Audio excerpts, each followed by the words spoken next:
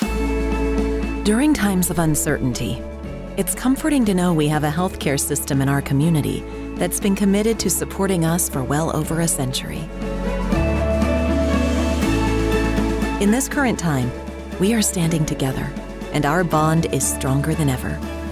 KDMC, caring for our community like no one else can.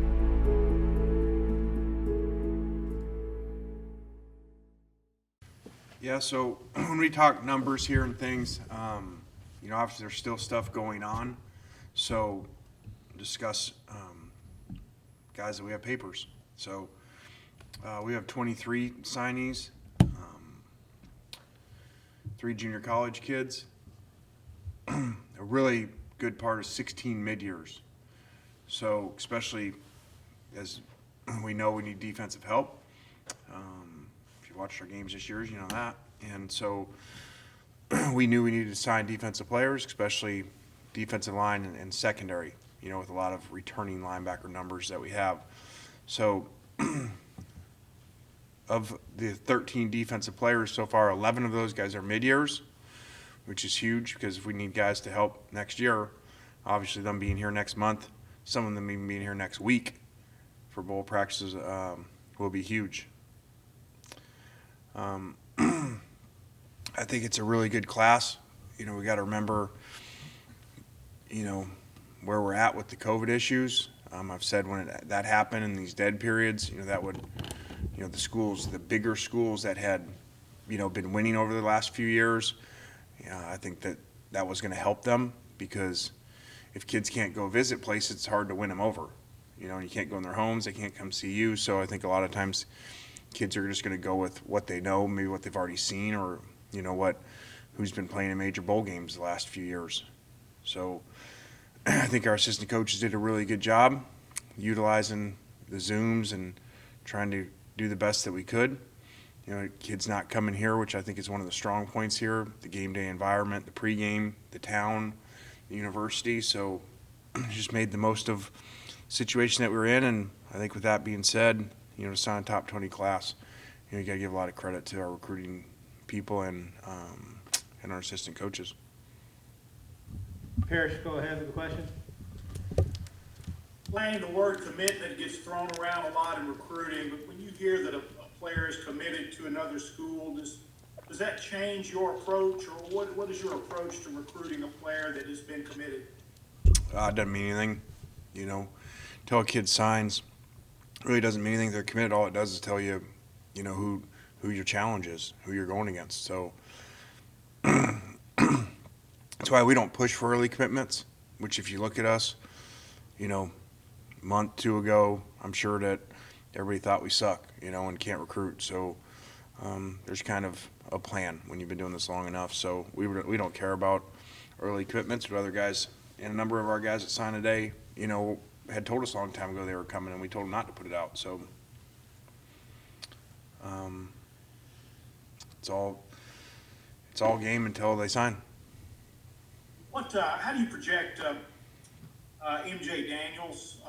One position, more than one position, 2 sides of the ball. What do y'all see for him?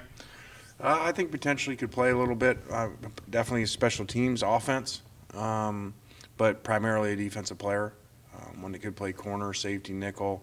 We've talked about all the spots, and really good player, really good late get, and to have those papers this morning while everybody else was watching, his press conference and all that was pretty exciting.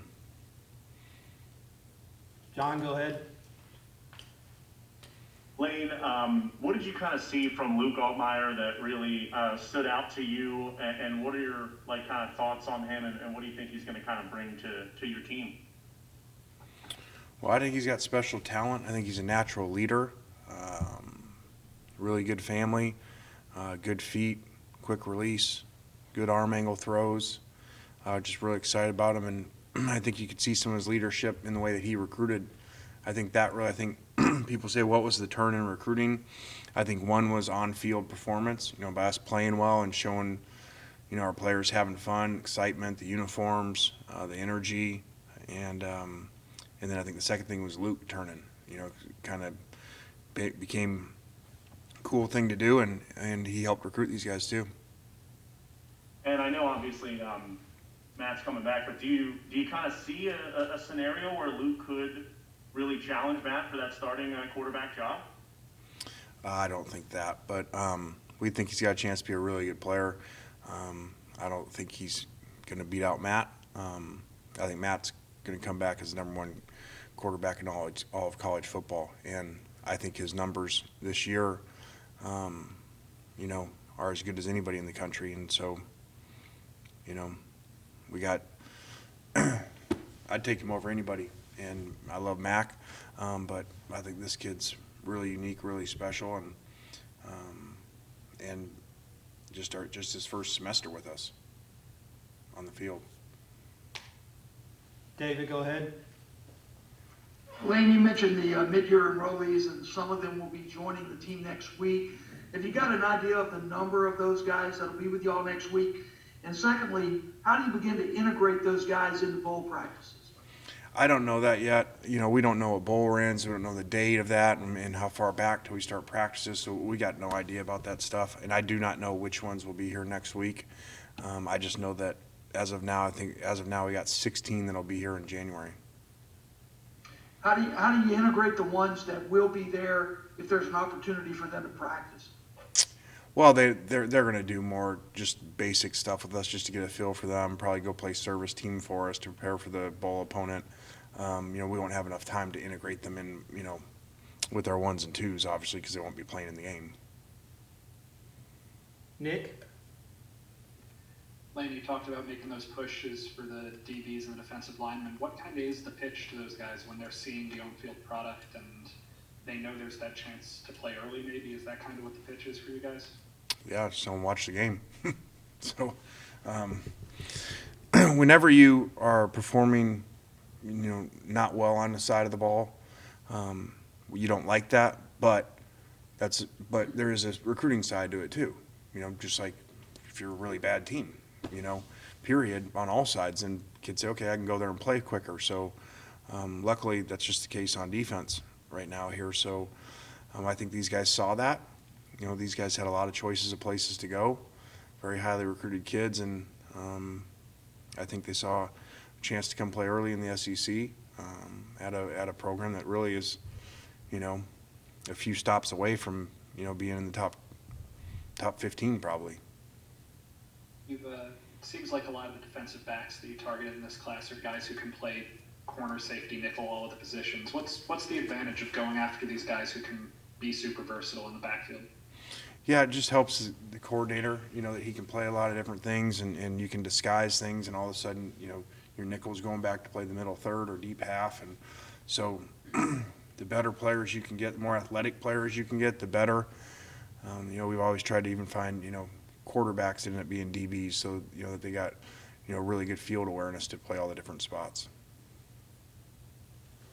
ENC? Coach, talk about the job that Deke Adams has done for this class. I know Ole Miss has had trouble with the defensive line over the past few classes. Just kind of talk about the job he did.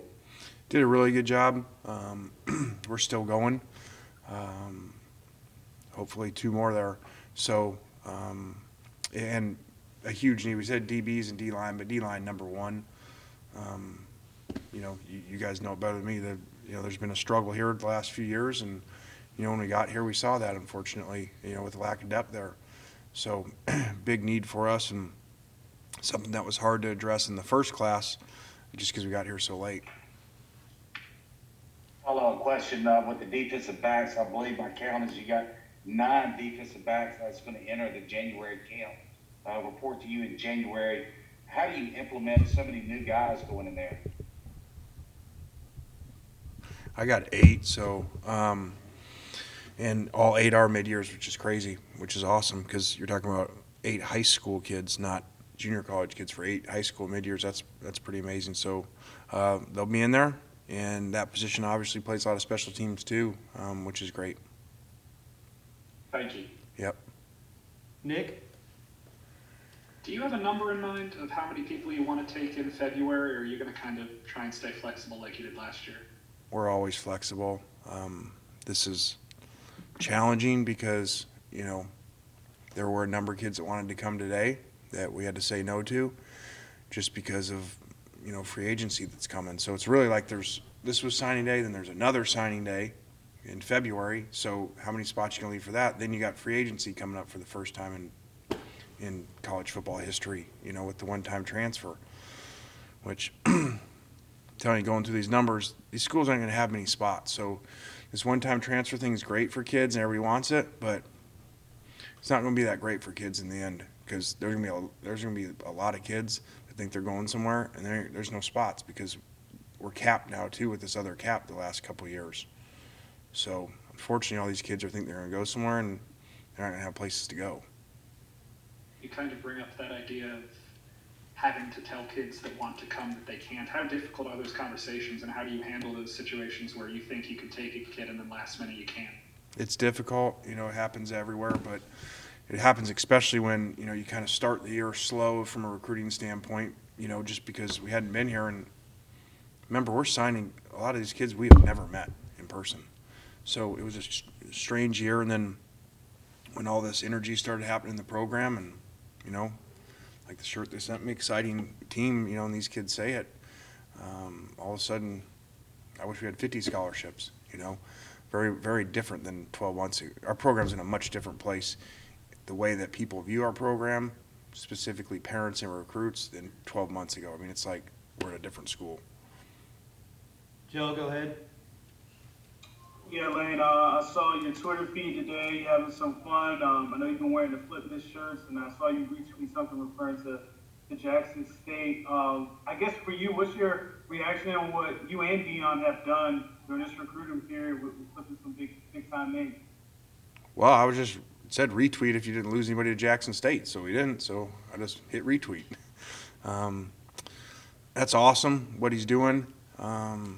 Really neat, really cool. I mean, I walked by the TV on the way to practice. He's on ESPN today, and so I've said it before, you hire a head coach, sometimes it helps your football program. Sometimes you hire a unique head coach, it helps your entire university and changes the perception of your university and the amount of energy and, about how many kids want to go to the school, how many applications come in. So, it's why football has always been the driving forces at schools. I'm sure that's happening there. David, go ahead. Lane, you signed the kicker, Kaden Costa, in this class. If you would, just kind of tell us what you think he's going to bring to the program that you used a scholarship on a kicker. Well,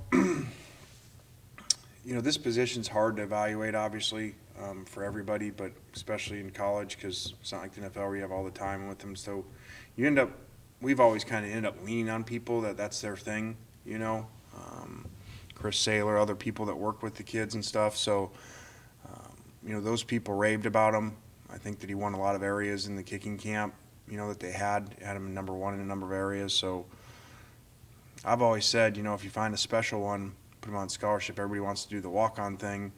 I said, well, that sounds great. Everybody say, oh, don't waste a scholarship, until you're at the end of the game, you lose the game for wide right. So I bet Ed Ogeron's pretty happy that he's got a kicker on scholarship, so after Saturday. Joe, go ahead.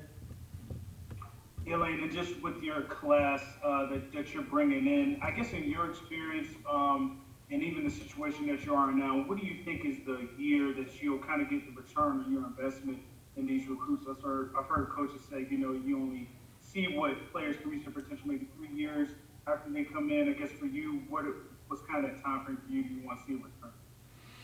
Well, we've never stayed anywhere that long, so I'm not really sure how that works. But that was a joke.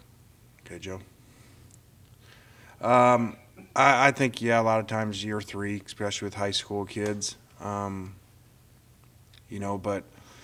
I think because of all the transfers that are going to happen at places and stuff, I think you're going to see more than ever. You're going to be forced to play kids, in their first year. So I think you'll see an impact next year.